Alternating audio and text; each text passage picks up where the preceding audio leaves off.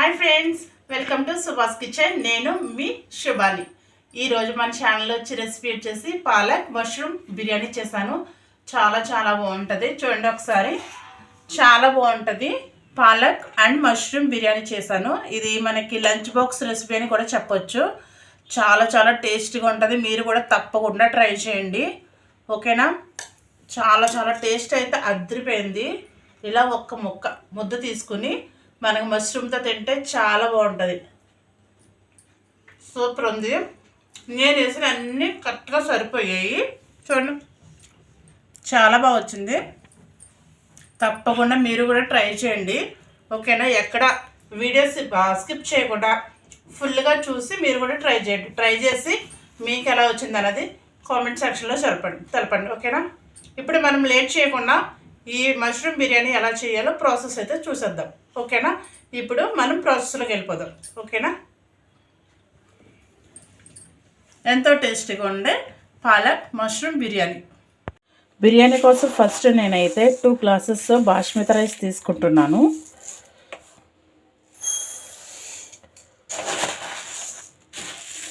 First వీటిని శుభ్రంగా ఒక 2-3 టైమ్స్ వాష్ చేసుకుని వాష్ చేసుకుందాము.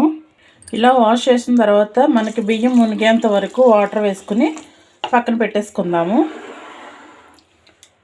ఇప్పుడు మనం పాలకూరని, నేను ఒక కట్ట తీసుకున్నాను పాలకూర. దీన్ని చిన్న ముక్కల కింద కట్ చేసుకుందాం పాలకూరని, ఓకేనా? ఫస్ట్ దీన్ని వాష్ చేసుకుని అప్పుడు చిన్న ముక్కల కింద కట్ చేసి పెట్టుకుందాము. చూడండి, పాలకూరని కూడా ఇలా చిన్నగా చాప్ చేసుకోవాలి. ఇప్పుడు మనం దీన్ని కూడా పక్కన పెట్టేసుకుందాము.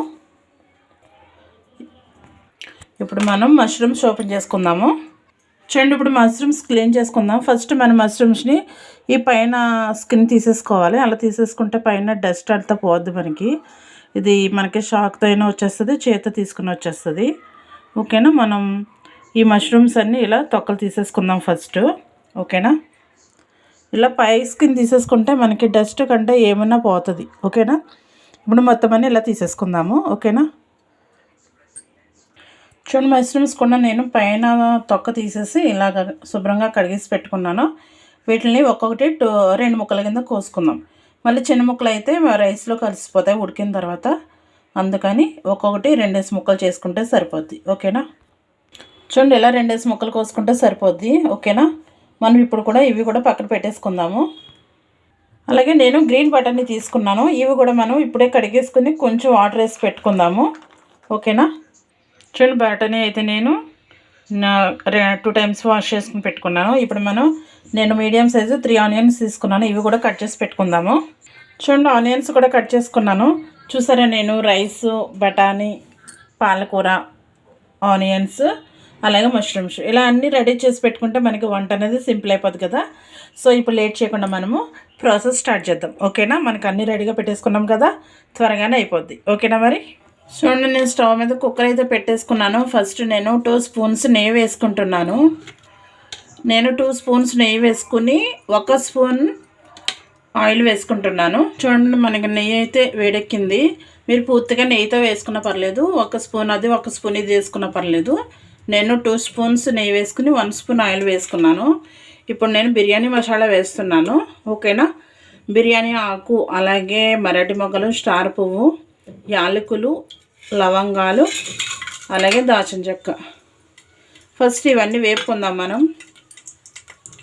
చూడండి, మసాలాలు అయితే మనకి కొంచెం వేగాయి కదా. ఇప్పుడు మనం ఆనియన్స్ వేసుకుందాము. ఆనియన్స్ వేసుకుని కొంచెం మగ్గనిద్దాము. చూడండి, మనకి ఆనియన్స్ మగ్గుతున్నాయి కదా. పచ్చిమిర్చి వేసుకుందాము. మీ కారం తగ్గట్టు పచ్చిమిర్చి వేసుకోండి. నేను ఒక 5 పచ్చిమిర్చి చీల్చుకుని వేసుకున్నాను.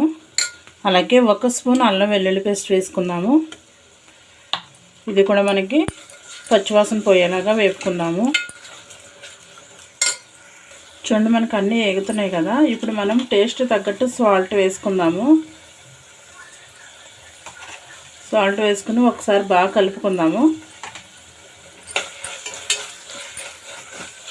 ఇలా ఒకసారి బాగా కలిపేసుకుని మనం ముందుగా రెడీ చేసి పెట్టుకున్నాం కదా అన్నీ, గ్రీన్ బటానీ, అలాగే పాలకూర, అలాగే మష్రూమ్స్ ఇవి కూడా వేసేసుకుని బాగా కలిపేసుకుందాము.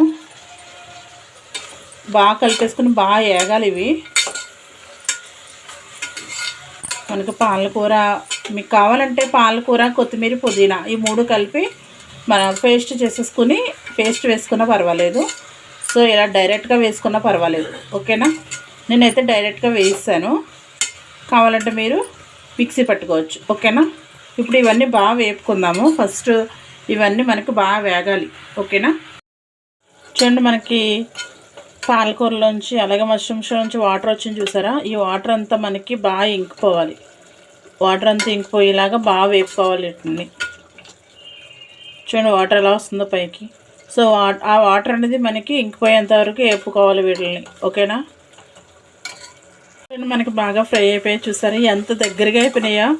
ఇక్కడ వరకు ఉండినవి అలా ఏగి కొద్ది ఎంత దగ్గరగా అయిపోయినాయి చూసారా.